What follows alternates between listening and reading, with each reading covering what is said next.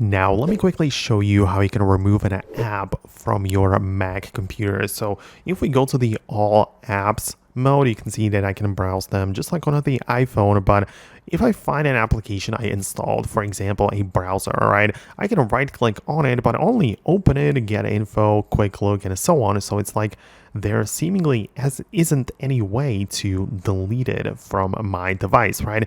And it's obviously not true. You can definitely delete apps, but using a different way, right? So you need to just go to the Finder or, open any like folder on your home screen, right? So you get to the section in there for your files, and on the left it's very likely that you're going to be able to find the apps in here. So you need to go to the applications folder, and then now you have a list of every single installed app on your computer, so you can manage them very nicely in here. And for example, I'm going to find an app which I want to remove.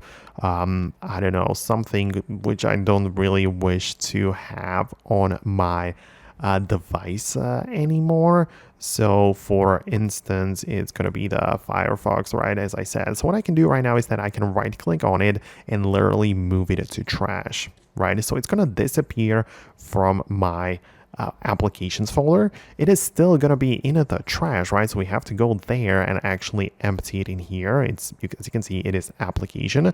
And now if we check out the apps before I deleted, you can see that the Firefox is no longer in here because I deleted it, right? But it's still in the trash. So what we need to do to fully remove it is to click on empty the trash like that. And then now the app is simply not available on my Mac. So I can look it up right in here. You can see that it only shows up some links and it's not really an app on my Mac anymore. So that's how you can remove apps from your device, from your Mac. Let me know if you managed to do it, if it worked, and if I could help you out. Thanks a lot and subscribe for more, and I'll see you in the future uploads.